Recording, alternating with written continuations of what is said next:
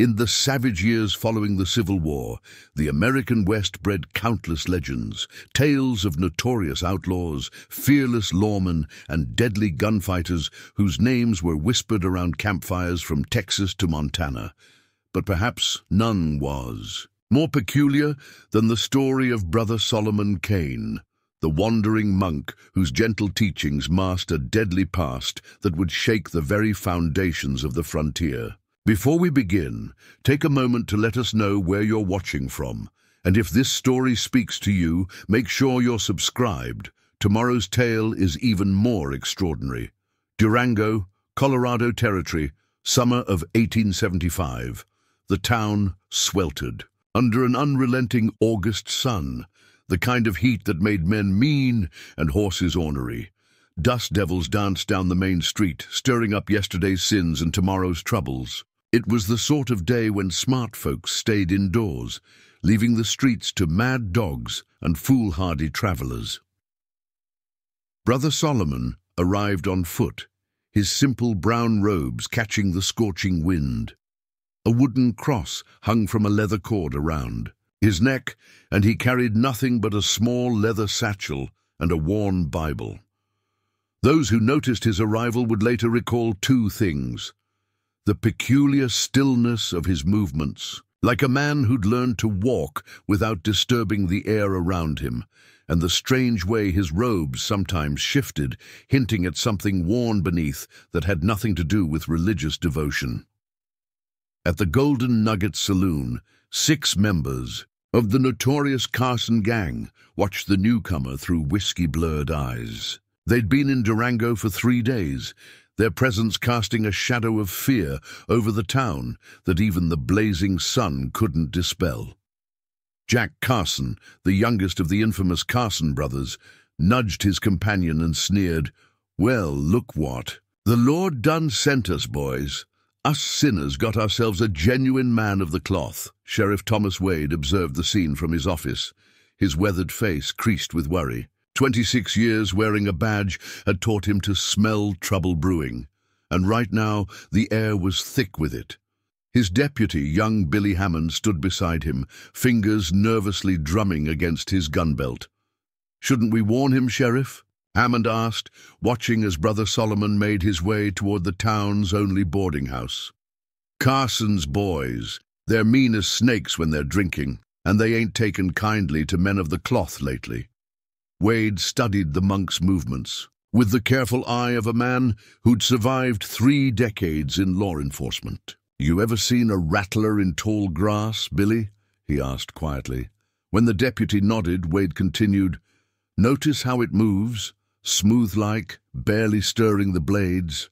That's how our friend there walks, like a man who spent a lot of time not wanting to be noticed." Down the street, Mother Mary Catherine, who ran the boarding house with an iron will and a gentle heart, was the first to actually speak with Brother Solomon. Later, she would tell Rebecca Wilson, the local schoolteacher, that something in his eyes gave her pause. Not fear exactly, but a sense of depths that his humble appearance barely concealed. The monk requested a room, his voice barely above, a whisper, but with a clarity that carried like still water. As Mother Catherine showed him to his quarters, the sound of breaking glass and cruel laughter echoed from the saloon. Brother Solomon paused on the stairs, his head tilted slightly, as if listening to something only he could hear. "Don't mind them," Mother Catherine said quickly. "The Carson gang, they'll move on soon enough, they always do."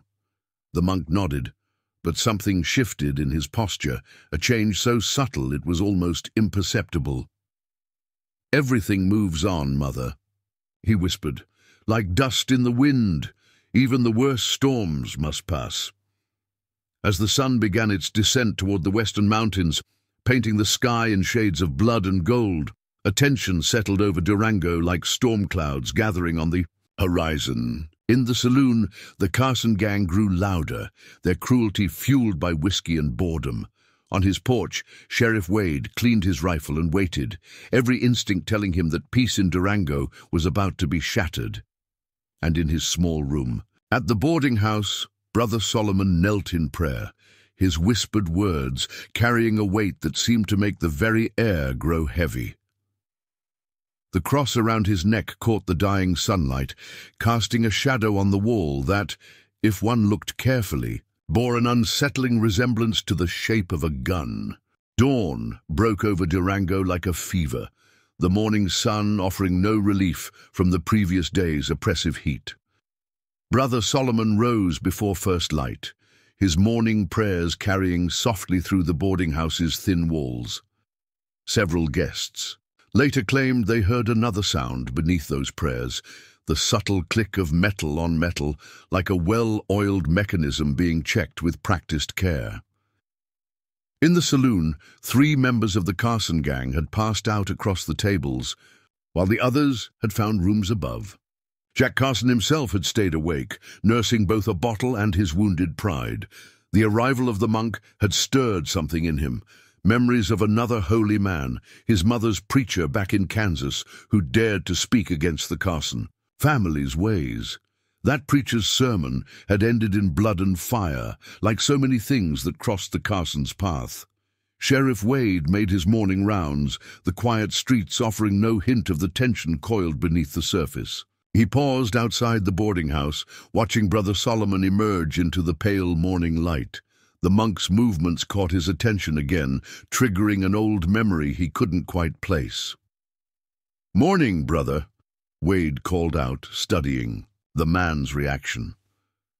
"Hope you slept well, considering the noise from the saloon."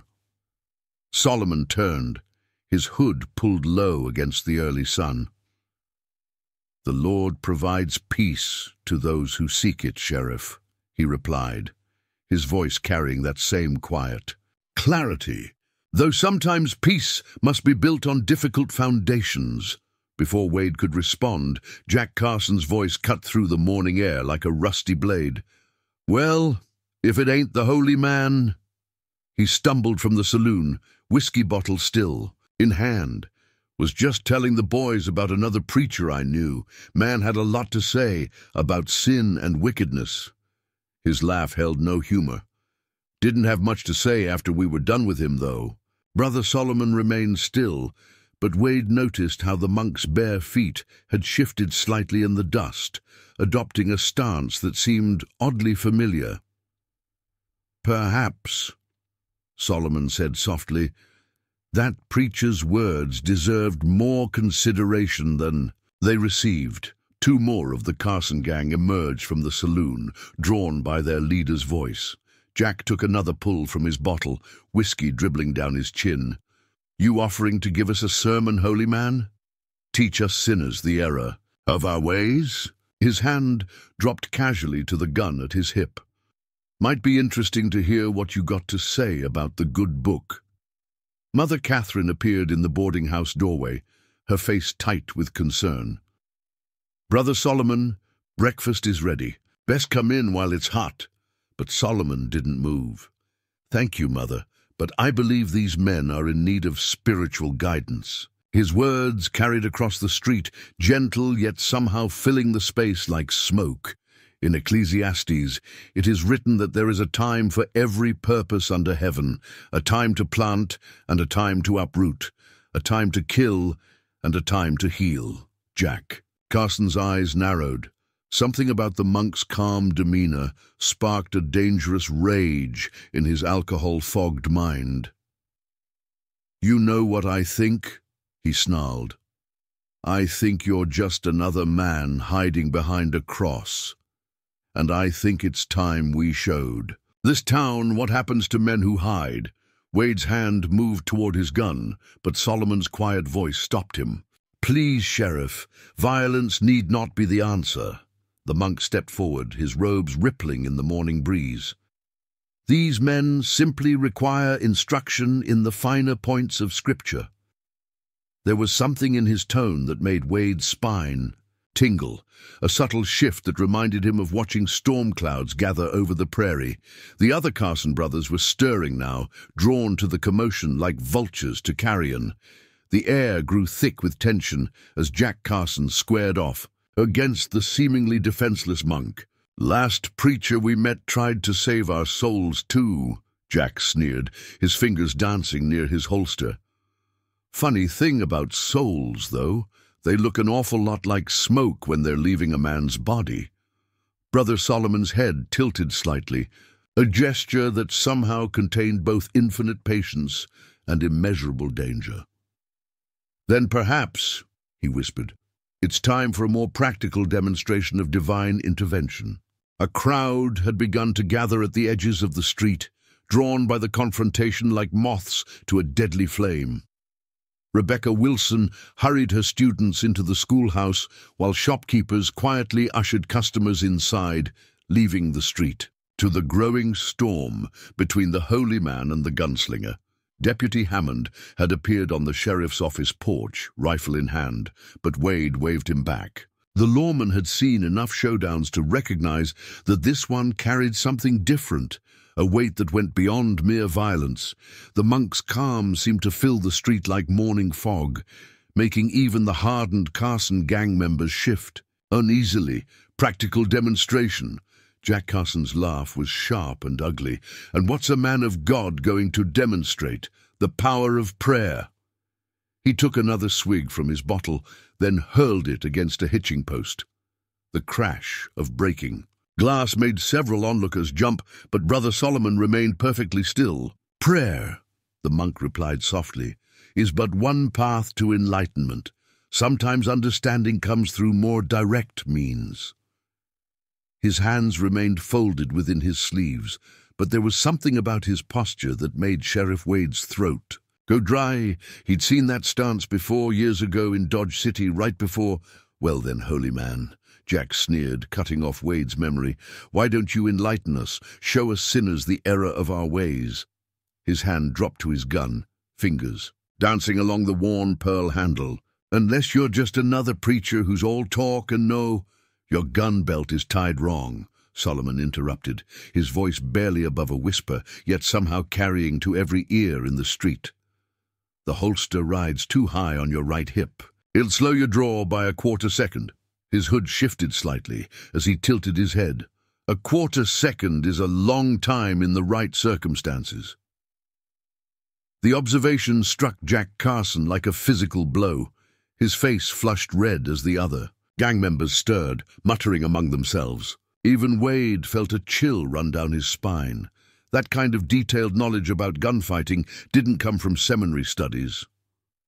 "Who the hell are you?" Jack demanded, his earlier mockery replaced by something closer to fear. He took a step back, nearly stumbling over his own boots. Solomon's reply came soft as a dying breath, just a humble servant of the Lord, seeking to help lost souls find their way. But there was something in his tone, a hint of steel beneath the scripture, that made his words sound more like an epitaph than a prayer. The rest of the Carson gang had fully awakened now, emerging from the saloon to flank their younger brother. 5 hard men, each carrying notches on their guns and darkness in their souls. They spread out instinctively, adopting firing positions that spoke of long experience in group killings. "Enough talk," the eldest Carson brother, Matthew, growled as he stepped forward. Unlike Jack's drunken bravado, Matthew's voice carried the cold certainty of a seasoned killer. "Time to send this holy man to meet his maker." "We are all appointed to meet our maker," Solomon responded, still motionless in the dusty street, "though some journeys are shorter than others." His words seemed to hang in the air like gun smoke. "I suggest you consider your next actions carefully. The good book speaks of forgiveness, but it also tells us that those who live by the sword die by the sword." Jack Carson snarled, his gun clearing leather in a move that had killed a dozen men across 3 territories. What happened next would be debated in saloons and around campfires for years to come. Some swore the monk never moved at all, that divine intervention struck the Carson gang down where they stood. Others insisted they saw something blur beneath those brown robes, a flash of metal in the morning sun. But everyone agreed on one thing. They had never seen anything like what was about to unfold in that dusty street. Sheriff Wade's hand had only touched his gun grip when he caught a glimpse of something that made his blood run cold. Beneath, The monk's slightly shifted robe, a glint of worn leather and well-oiled steel, positioned exactly where an experienced gunfighter would wear his holster. Time seemed to slow in that dusty street, as if the very air had turned to molasses. Jack Carson's gun had barely cleared its holster when Brother Solomon moved. Later, those who witnessed it would struggle to describe exactly what they saw. The monk's robes seemed to part like a curtain, revealing not the frail, holy man they expected, but something else entirely. In one fluid motion that spoke of countless hours of practice, Solomon's right hand emerged from his sleeve. Sunlight glinted off the blued steel of a Colt single-action army revolver, worn smooth by years of use. The weapon appeared in his grip as if conjured from thin air, yet there was nothing magical about the precision with which he wielded it.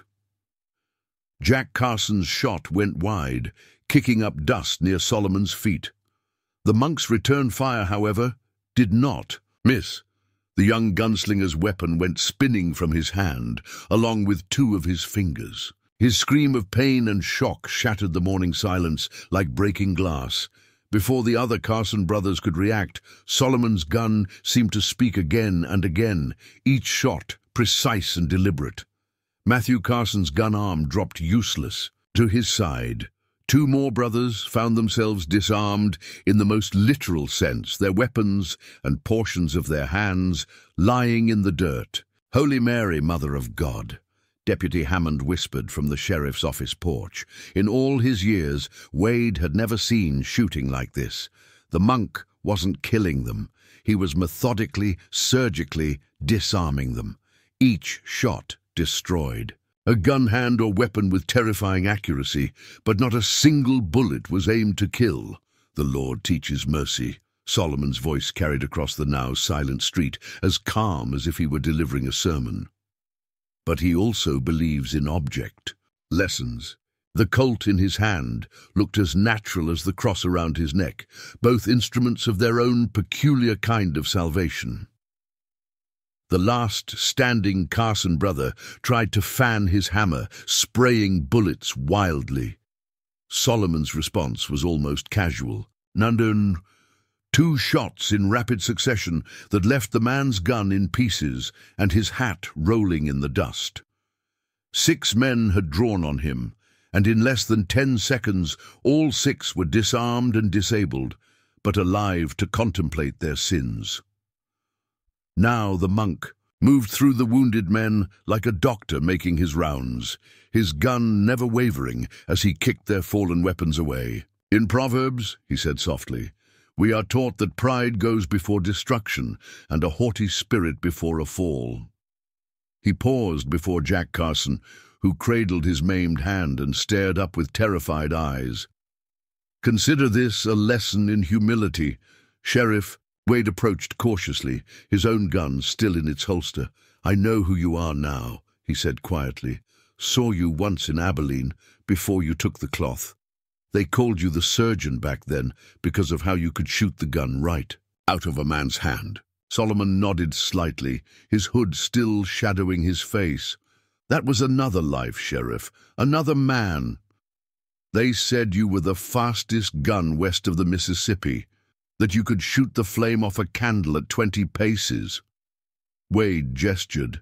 "At the groaning Carson brothers, looks like you haven't lost your touch." "The Lord works in mysterious ways," Solomon replied, finally holstering his weapon beneath his robes. "Sometimes he requires his servants to use unusual methods to spread his message."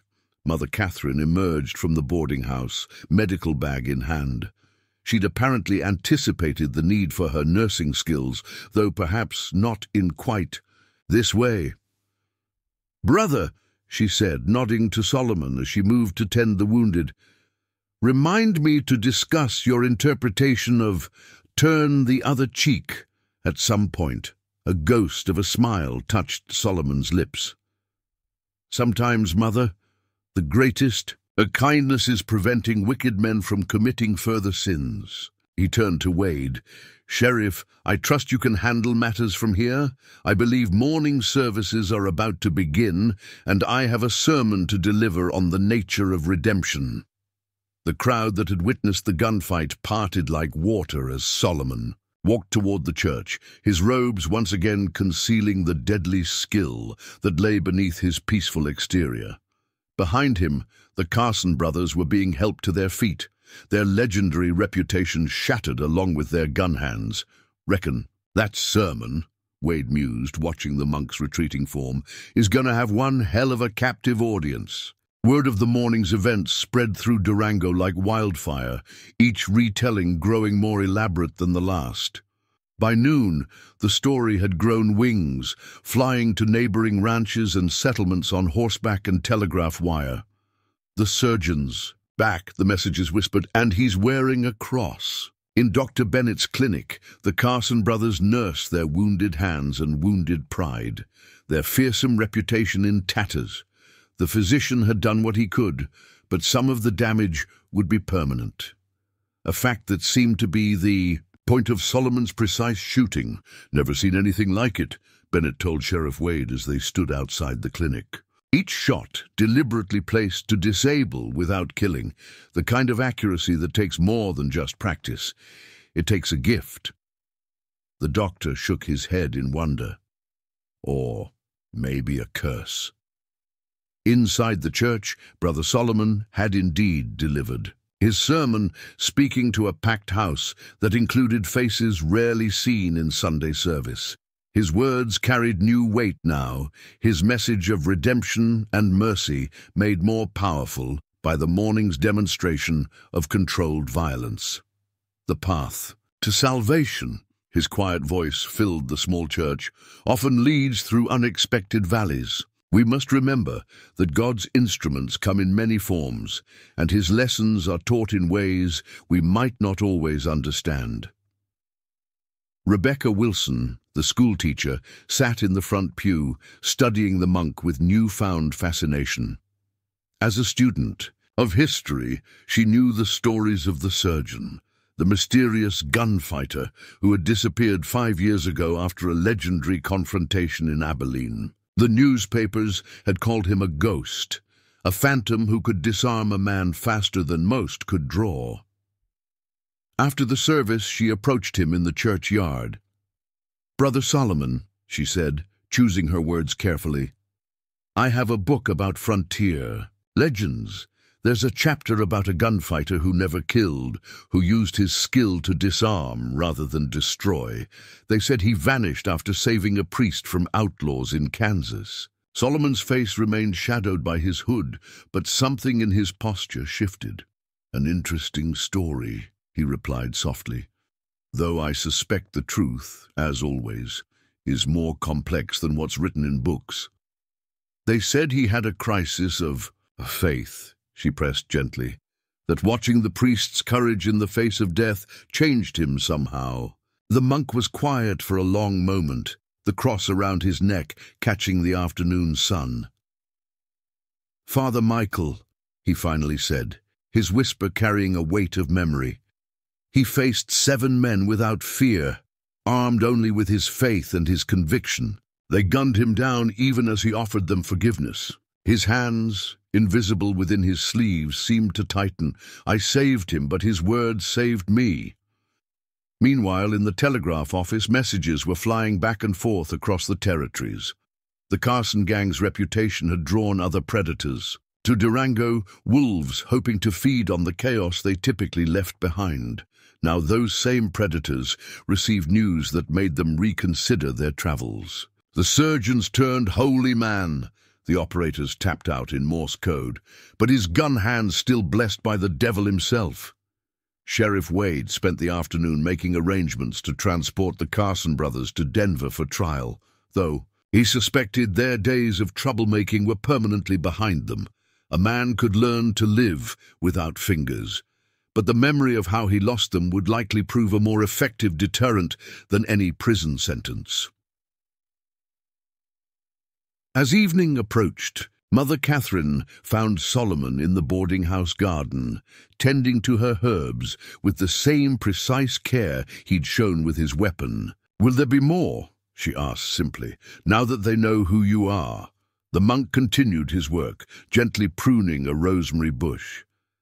"Violence follows violence," he said quietly, "like waves in a pond. But even the largest ripples eventually fade." He looked up at the darkening sky, though sometimes before the water calms, there are storms to weather. His words proved prophetic. Even as the sun set over Durango, riders were approaching from the east, hard men with dark reputations, drawn not by the Carson gang's legend, but by the chance to test themselves against the newly revealed surgeon. The peace Solomon had, enforced through controlled violence, was about to face its first true test. The moon had just risen over Durango when the first of the new arrivals appeared. 3 riders, dust-covered and dangerous, their horses moving with the careful pace of men who knew they were being watched. They made their way to the Golden Nugget Saloon, where the Carson brothers' blood still stained the wooden sidewalk. Sheriff Wade watched them from his office, his experienced eye noting the way they carried themselves, the well-worn gun belts, the vigilant scanning of roof lines, and shadows. These weren't common desperados looking for easy prey. They moved like hunters, professionals who'd tracked more dangerous game than simple townsfolk. "I know that one," Deputy Hammond said quietly, pointing to the lead rider. "That's Marcus Deadeye Hawkins. Used to ride with the Clayton gang until he decided he was too good for them. They say he can shoot a playing card edge-on at 30 paces. Wade nodded grimly. "The one on the right is Cal Jenkins, fast with a gun, faster with a knife. Did some scouting for the army until they caught him selling information to raiders." He studied the third man. "Don't know the other one, but birds of a feather." At the boarding house, Brother Solomon sat in silent meditation, though his posture suggested he was listening to more than just his prayers. Mother Catherine brought him a cup of tea, her movements betraying her concern. "They're saying more are coming," she said softly. "Word spread about what happened with the Carsons. Every gunfighter between here and the Mississippi wants to test themselves against the surgeon. Pride," Solomon whispered, "is the deadliest of sins. It drives men to seek glory through violence, to build reputations on the pain of others." He sipped his tea thoughtfully. "Though sometimes pride must be answered with humility, enforced through unusual means." In the saloon, the new arrivals were already making their presence felt. Deadeye Hawkins stood at the bar, conspicuously displaying his silver-plated revolvers, as he questioned the bartender about the morning's events. "Hard to believe," he drawled, his voice carrying deliberately through the tense room. "The famous surgeon turned holy man. Seems to me a reputation like that needs testing to see if—" Times dulled his edge. Cal Jenkins lounged against the wall, his fingers dancing across the handle of his Arkansas toothpick, a knife that had opened more than a few men from navel to nose. "Heard tell he's gone soft," he added with a cruel smile. "All that praying and preaching might have made him forget what it means to face real killers." Their companion, a slim man with a pockmarked face who called himself Reeves, merely watched and listened, his pale eyes taking in every detail of the saloon's layout. He had survived a dozen gunfights through careful planning and patience, and he saw no reason to change his methods now. Rebecca Wilson, grading papers late at her schoolhouse, noticed more riders passing through town. By midnight, she had counted at least 8 new faces, each carrying the unmistakable air of men who killed for sport as much as profit. She found herself remembering Solomon's words from his sermon, "The weight of our past sins can become the foundation of our future salvation." Dr. Bennett, tending to the Carson brothers' wounds, heard their whispered conversations. "You don't understand," Jack Carson told the others, his voice shaking. "It wasn't just speed or accuracy. It was like he could see what we were going to do before we did it. Like he was reading our souls. Sheriff Wade made his way to the boarding house, his boots echoing on the empty street. He found Solomon in the garden, seemingly absorbed in pruning Mother Catherine's roses by moonlight. 12 of them now, Wade reported without preamble. All gunfighters, all with notches on their belts. They're planning something for tomorrow. Solomon's hands never paused in their careful work with the roses. In Ecclesiastes, he said softly, we are taught that for everything there is a season. A time to plant, he gestured to the garden, and a time to uproot. His hood shifted slightly as he turned to face Wade. Perhaps tomorrow will be a time for both. As midnight passed, more riders appeared on the horizon, drawn to Durango like moths to a flame. The story of the gunfighter turned monk had awakened something in them, a need to prove themselves against a legend. None of them seemed to consider that legends often carry terrible prices for those who challenge them. Dawn painted Durango in shades of blood and gold, the sunrise seeming to presage the violence brewing in the streets. 15 gunfighters now occupied the town, each drawn by the legend of the surgeon-turned-monk, each convinced they would be the one to prove themselves against him. They had spent the night planning, forming alliances and plotting strategies, their whispered conversations carrying through the saloon like serpents in dry grass. Deadeye Hawkins had emerged as their unofficial leader, his reputation and calculating nature drawing the others into his orbit. The thing about legends, he told his assembled colleagues over breakfast at the Golden Nugget, is that they're built on memories and whispers. Time has a way of making men forget that their heroes are just flesh and blood. Brother Solomon conducted morning prayers as usual, his small congregation now including several townspeople who hadn't set foot in church for years. They sought not just spiritual comfort, but the physical protection of the man they'd seen perform miracles with a gun. If Solomon noticed the armed men watching through the church windows, he gave no sign. Today's reading, he announced in his quiet voice that somehow reached every corner of the church, comes from Matthew 26:52. Put your sword back in its place. Jesus said to him, for all who draw the sword will die by the sword. His hood turned slightly, seeming to meet the eyes of each observer in turn. Let us consider the nature of violence and the price it demands from both victor and vanquished. Rebecca Wilson sat in her usual pew, noticing how Solomon's right hand remained hidden in his robes, positioned not for prayer, but for quick access to what lay beneath. The schoolteacher had spent the night reading historical accounts of the surgeon's exploits, and one detail had caught her attention.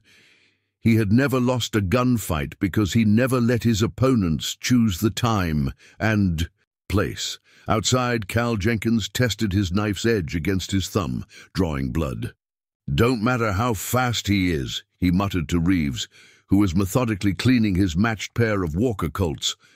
Man's got to sleep sometime. Got to turn his back sometime. But his voice betrayed uncertainty, the fear of a man who had seen too many sure things end in disaster. Sheriff Wade had positioned Deputy Hammond on the church roof with a Winchester, more for observation than protection. They both knew that if Solomon needed help, it would mean things had gone terribly wrong.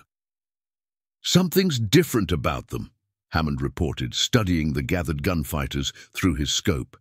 They're scared, not of dying exactly, but it's like they're afraid of being shown up, of having their legends broken like the Carsons.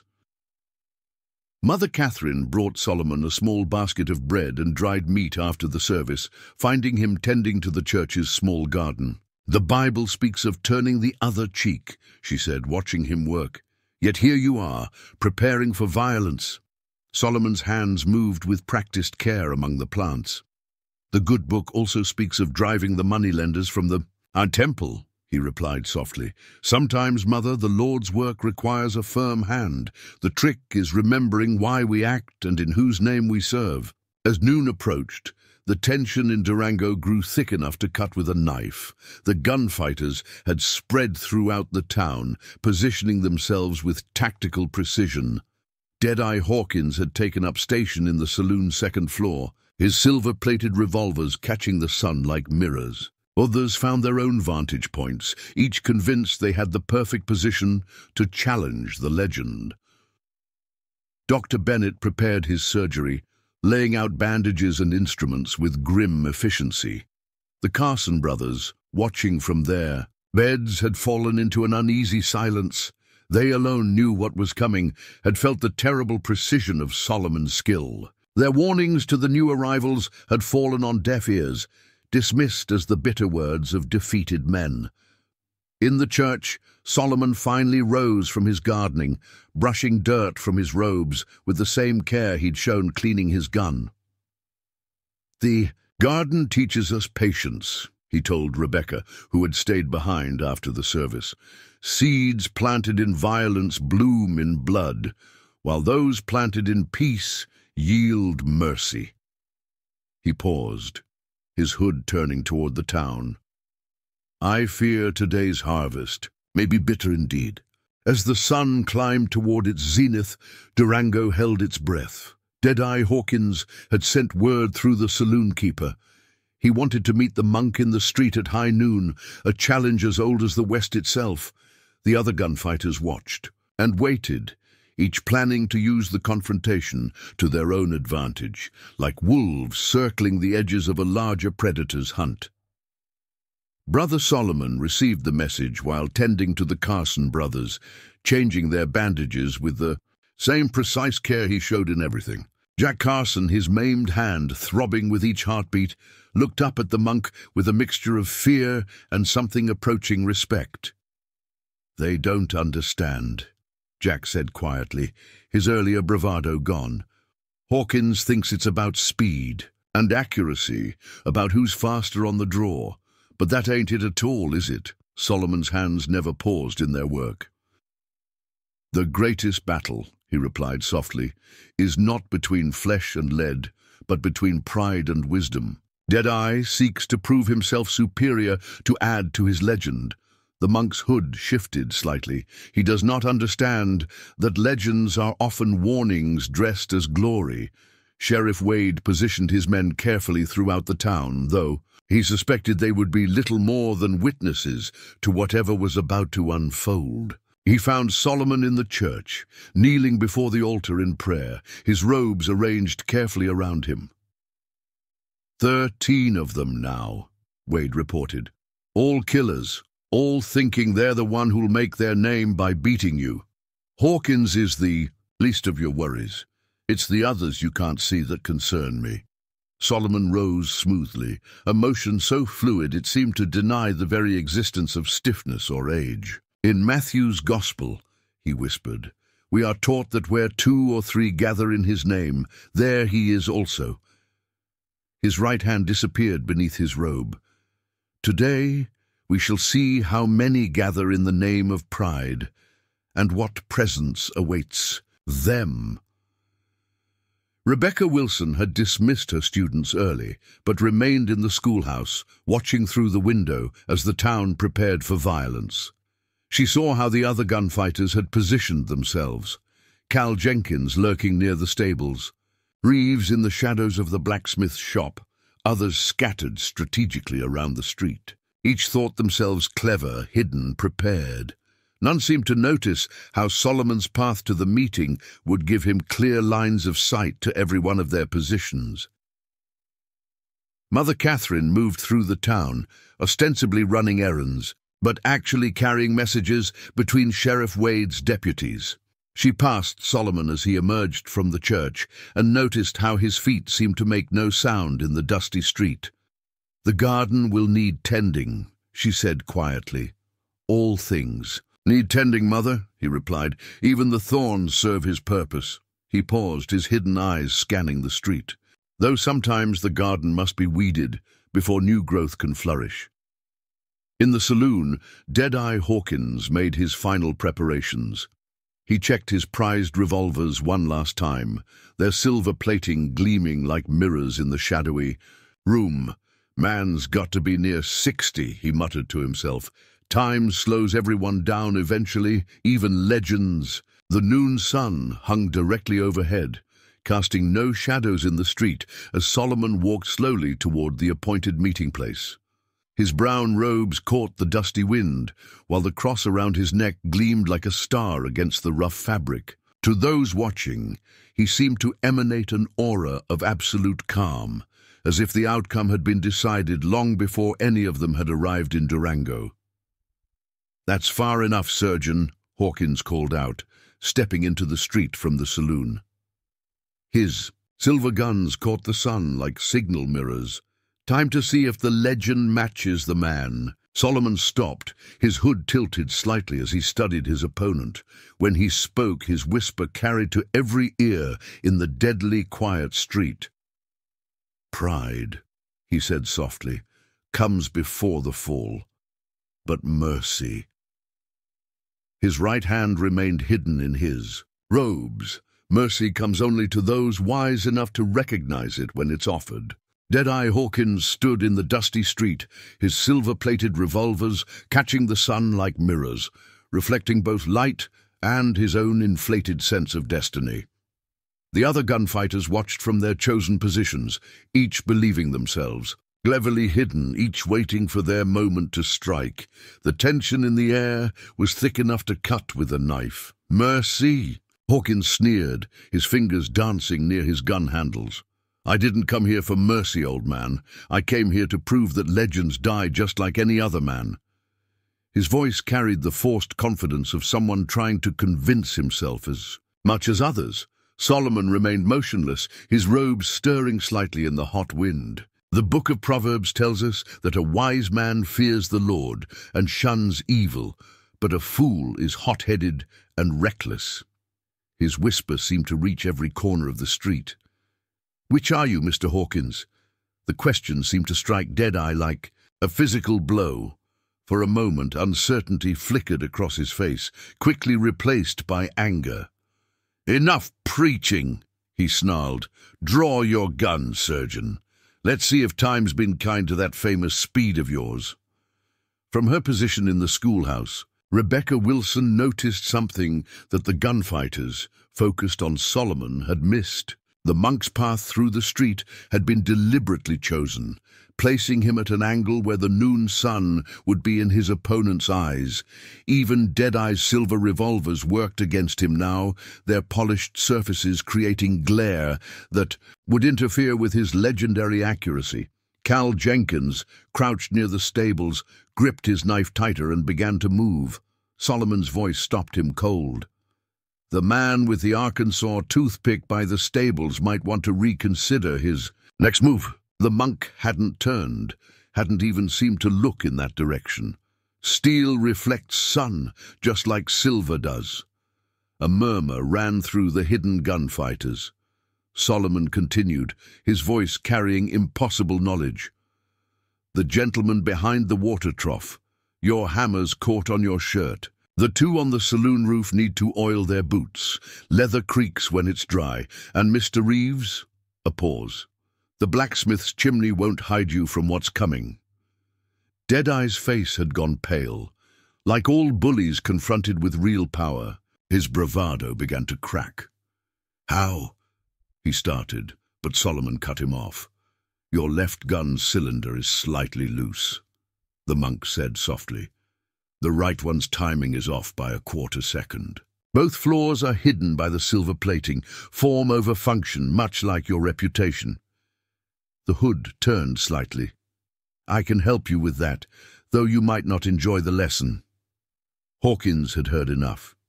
His hands dropped to his guns, with the speed that had made him famous from Kansas to the Dakotas. The silver revolvers seemed to leap into his hands, sunlight dancing off their polished surfaces.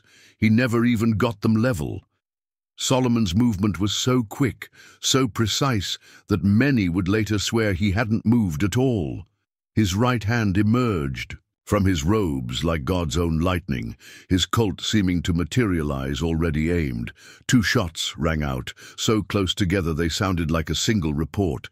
Deadeye Hawkins stood frozen, his prized silver revolvers falling to pieces in his hands. Solomon had shot them both at the cylinders, destroying the mechanisms without spilling a drop of blood.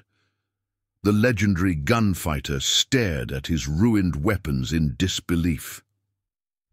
The left gun would have misfired anyway, Solomon said quietly.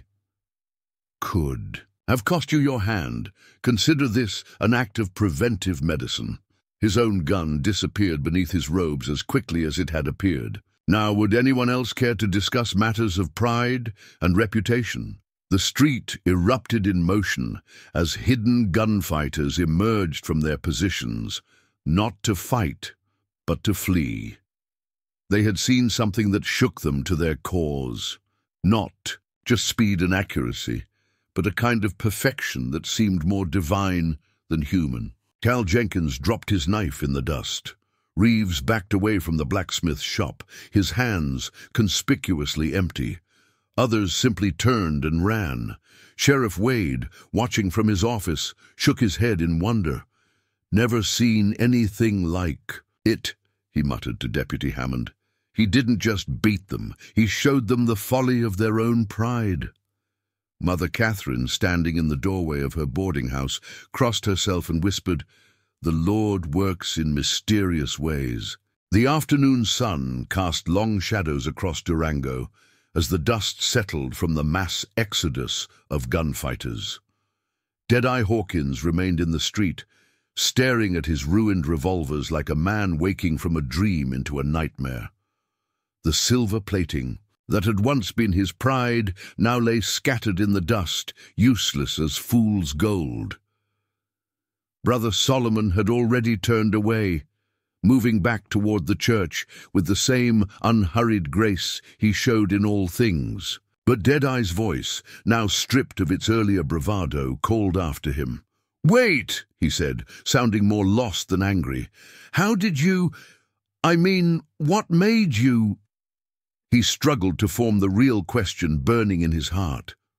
The monk paused, his hood turning slightly. "Why did I choose mercy when I could have killed you?" His whisper carried clear in the quiet street.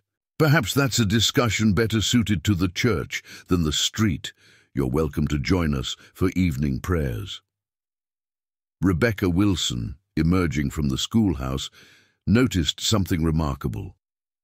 The other townspeople were coming out too, not with the cautious relief of survivors, but with a kind of quiet awe. They had witnessed not just a gunfight, but what felt like a parable played out in lead and silver.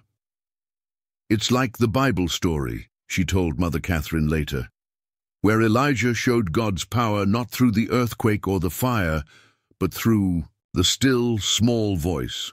In Dr. Bennett's clinic, the Carson brothers watched through the window as their would-be successors fled town. Jack Carson turned to his siblings with a hint of his old fire. "Told you, didn't I? Wasn't about the speed at all. It was about—" He paused, searching for words he'd never needed before. "About something bigger." Sheriff Wade found Solomon in the church garden, tending to the roses with the same care he'd shown in disarming his opponents.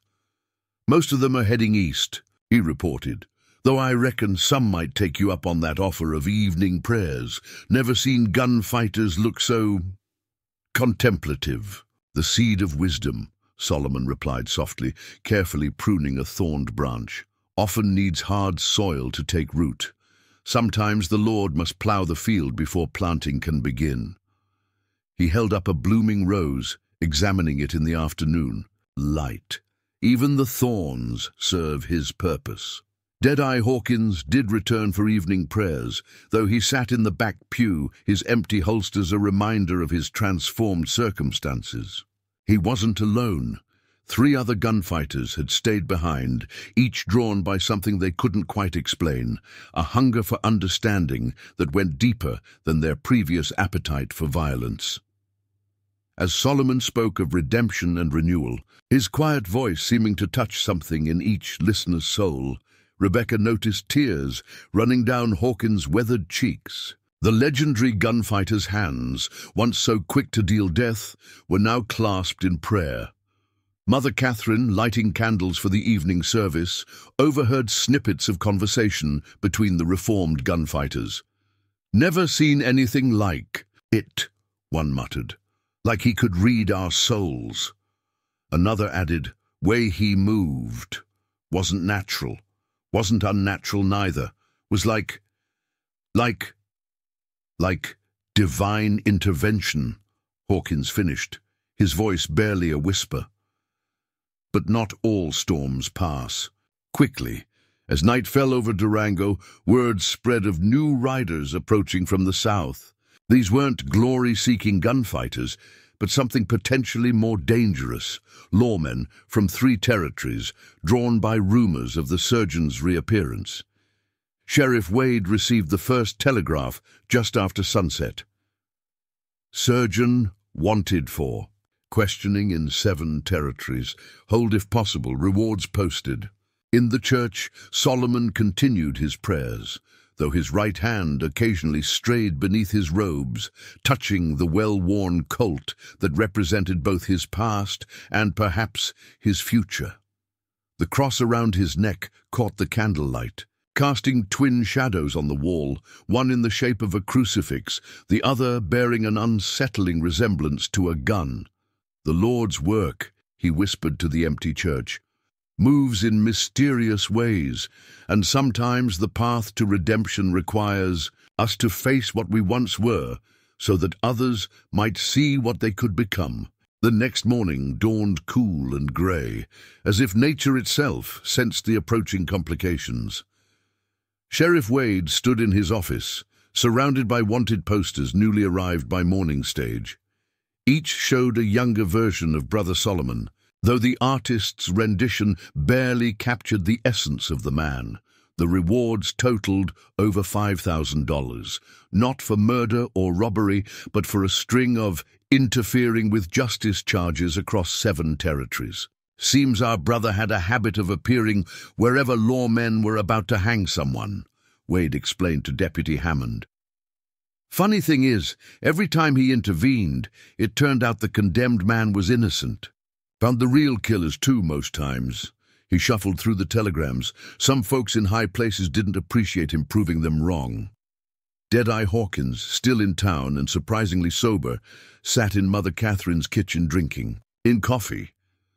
His hands shook slightly, no longer from whiskey, but from the profound change working through his soul. "You know what he told me after prayers?" he said to the old woman. "Said my real skill wasn't with a gun at all. Said he could see painters' hands in how I kept those revolvers polished. Said maybe God was trying to tell me something all along." In the church, Solomon conducted morning prayers as usual, though his congregation had grown. The 4 reformed gunfighters sat scattered among the pews, joined by most of the Carson brothers, their bandaged hands folded awkwardly in prayer. Rebecca Wilson noticed how Solomon's sermon seemed particularly pointed.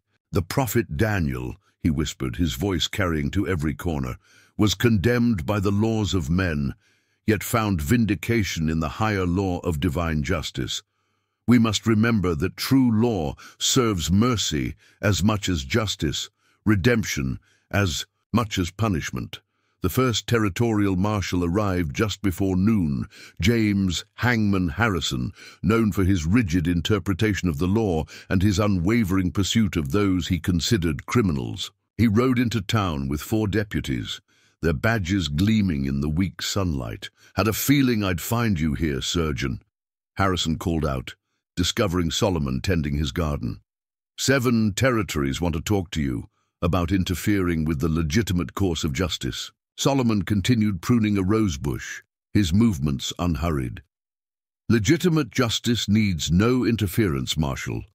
Only its corruption requires correction." He held up a bloom, examining it carefully.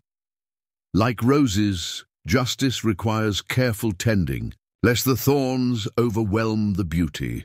From his office, Wade watched the exchange with growing concern. He'd known Harrison years ago, knew him to be a man more interested in the letter of the law than its spirit, the kind of lawman who'd hang an innocent man rather than admit to a mistake. More riders were appearing on the horizon. Rebecca, teaching her students, counted 3 different marshals' posses approaching from different directions. "The vultures smell blood," Deadeye muttered, watching from the schoolhouse steps where he'd been sketching the building's weathered facade with surprising skill. Mother Catherine found Solomon in the church, though his robes now seemed to hang differently, as if he wore something more substantial beneath them. "Will there be trouble?" she asked, though they both knew the answer.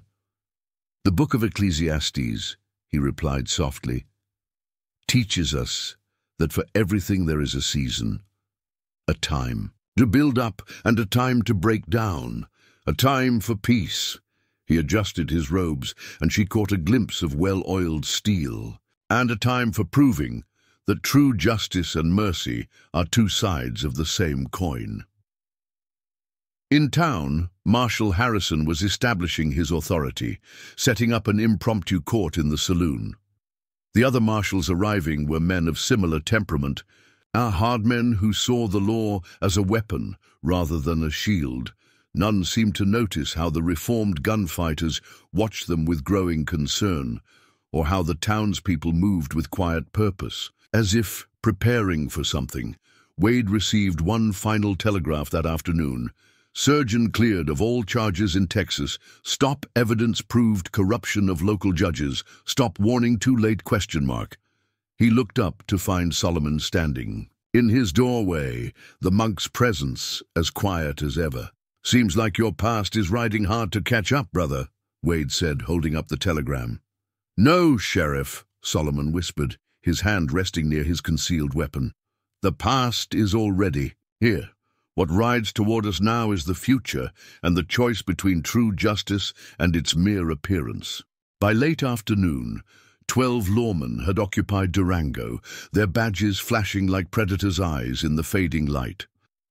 Marshal Harrison had transformed the Golden Nugget Saloon into a makeshift courthouse where he sat reviewing warrant documents, with the sort of satisfaction usually reserved for vultures eyeing wounded prey. 7 territories, he announced to his fellow marshals, spreading papers across the bar. 7 cases of interfering with executions. 7 examples of this man setting himself above the law. He tapped one document meaningfully. "The territory of Wyoming offers $2,000 alone for bringing him in, but Durango had changed since Solomon's arrival." The townspeople moved with quiet purpose, carrying out their daily tasks while seemingly unaware of how they repeatedly blocked clear lines of fire to the church. Deadeye Hawkins, who'd spent the afternoon teaching Rebecca's students to draw, kept his newly discovered artistic tools within easy reach of his empty holsters. "Interesting thing about the law," Solomon's whisper carried through the church where he spoke to his growing congregation. "Like any tool, its virtue lies not in itself, but in the hearts of those who wield it." His hood turned slightly toward the saloon. "When the tool becomes corrupted, sometimes it must be adjusted." Sheriff Wade found himself in an unusual position. As a lawman, he understood the marshal's authority, but he'd also seen Solomon's impact on the town. The Carson brothers were healing not just in body, but in spirit. Deadeye Hawkins had traded his silver guns for charcoal and paper. Even the town itself felt different, as if violence had been replaced by something deeper. "You can't fight 12 lawmen," Wade told Solomon in the church garden. "Not even you can outdraw that many badges." The monk continued tending his roses. "The prophet Isaiah teaches us that righteousness and peace shall kiss each other." He carefully pruned a thorned branch. "But sometimes, Sheriff, peace must be built on the foundation of confronting unrighteousness." Inside the saloon, Marshal Harrison was growing frustrated. None of his usual intimidation tactics seemed to work on the townspeople. They answered. his questions politely, but revealed nothing useful about Solomon's habits or vulnerabilities. Even his attempts to turn the reformed gunfighters proved fruitless. "Man changed my life," Deadeye told him bluntly, sketching the marshal's angry face with remarkable accuracy. "Showed me a better path. Maybe you ought to attend evening prayers, Marshal. Might learn something about true justice." Mother Catherine moved through town, seemingly running errands, but actually carrying messages between unlikely allies. The Carson brothers, despite their injuries, had positioned themselves strategically around town. Reformed gunfighters who'd stayed after Solomon's demonstration found themselves sharing quiet conversations with townspeople about sightlines and cover. Rebecca Wilson's students spent the afternoon practicing an unusual lesson: how to create diversions through dropped books and sudden movements. "Education," she told her class with a meaningful glance at Deadeye, "takes many forms." As sunset approached, Marshal Harrison made his move. He positioned his men around the church, their badges catching the dying light like dozens of cold stars. "Surgeon," he called out, using Solomon's old name, "you've got once chance to surrender peacefully. Come out now, and we'll ensure you get a fair trial." Solomon emerged from the church, his brown robes flowing in the evening breeze. The cross around his neck seemed to glow with inner light as he stepped into the street. "Fair trials," he whispered, yet his voice carried to every ear, "require fair men to conduct them. Your hands are stained with the blood of innocent men, Marshal Harrison. 3 in Montana alone, if I recall correctly." Harrison's face went pale, then red with rage. "You're under arrest," he snarled, his hand dropping to his gun. "And this time, there's nowhere to run." "I stopped running long ago," Solomon replied softly, "when I found a higher law to serve." His right hand remained hidden in his robes. "The question is not whether I will surrender, Marshal, but whether you will face the judgment you've so long deserved." The street grew deadly quiet as the last rays of sun painted the sky in shades of blood and gold. Behind Solomon, the townspeople had begun to emerge, not with guns, but with an unmistakable purpose in their eyes. The law had come to Durango seeking justice, only to find itself facing judgment instead. The tension in Durango's main street crackled like lightning before a storm.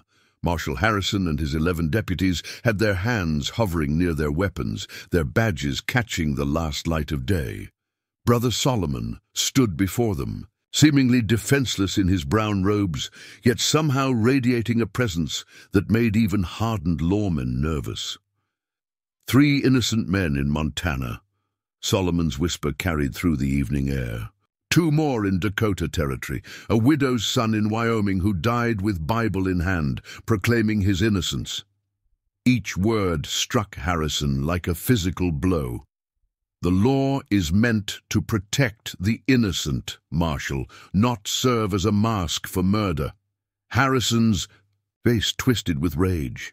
"You've got no proof of those claims," he snarled, though the tremor in his voice suggested otherwise. You're just a vigilante who thinks he's above the law." "The proof," Solomon replied softly, "arrived by telegraph an hour ago. Texas authorities have already cleared my name, Marshal. They found the evidence of judicial corruption I left for them, the same evidence I've gathered about you and your men." Deadeye Hawkins had positioned himself on the schoolhouse steps, his artist's hands steady as he watched the confrontation unfold. The Carson brothers, their bandaged hands testament to Solomon's mercy, stood in doorways along the street. Throughout the town, reformed gunfighters and townspeople alike waited with quiet purpose. "Evidence doesn't matter now," Harrison declared, drawing his gun with practiced speed. "You'll never live to testify." But even as the words left his mouth, something changed in the air. A shift in pressure, like the moment before a tornado strikes.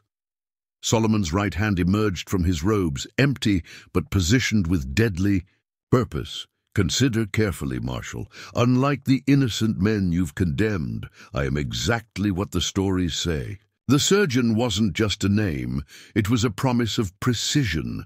Rebecca Wilson, watching from her schoolhouse window, saw what happened next with perfect clarity. Harrison's gun hand suddenly jerked, his weapon flying from his grip as if pulled by invisible strings. He hadn't even seen Solomon move, yet the monk's Colt was now visible, its barrel still smoking. "That was a warning," Solomon whispered. "The next shot will be less merciful." His weapon seemed to disappear and reappear as he targeted deputy after deputy, each shot precisely disarming without killing. The speed and accuracy of his shooting seemed almost supernatural in the dying light. Mother Catherine, standing in her boarding house doorway, began to recite the Lord's Prayer. Other townspeople joined in, their voices rising in chorus as Solomon systematically disarmed the corrupt lawman. The sound seemed to unnerve Harrison's deputies more than the gunfire.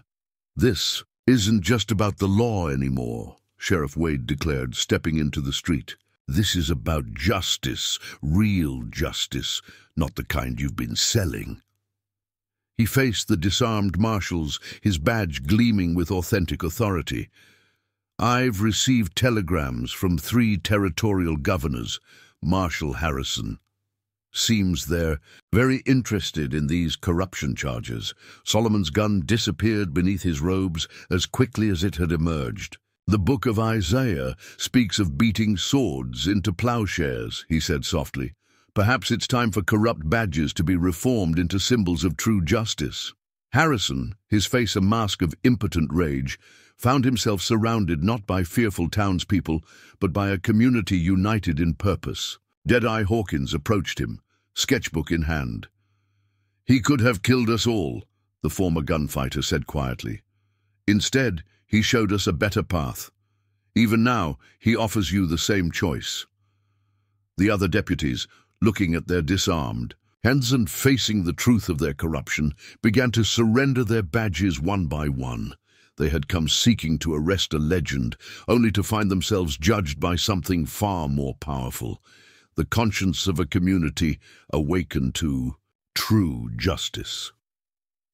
Solomon returned to his garden as Sheriff Wade began taking the marshals into custody.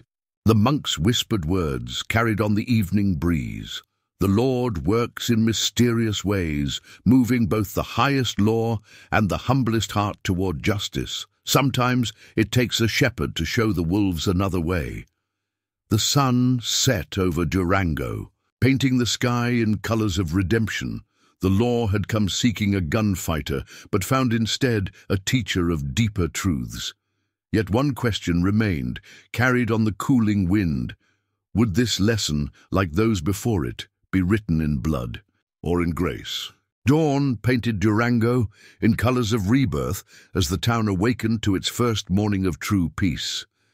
Marshal Harrison and his corrupted deputies had been locked in Sheriff Wade's jail, awaiting transport to the territorial capital where evidence of their crimes would ensure justice was finally served. The morning sun revealed a town transformed, not just by events, but by the deeper understanding that had come with them. In the church garden, Brother Solomon tended his roses with the same precise care he'd shown in handling his gun. Deadeye Hawkins sat nearby, his skilled hands now creating beauty with charcoal and paper instead of dealing death with silver-plated revolvers.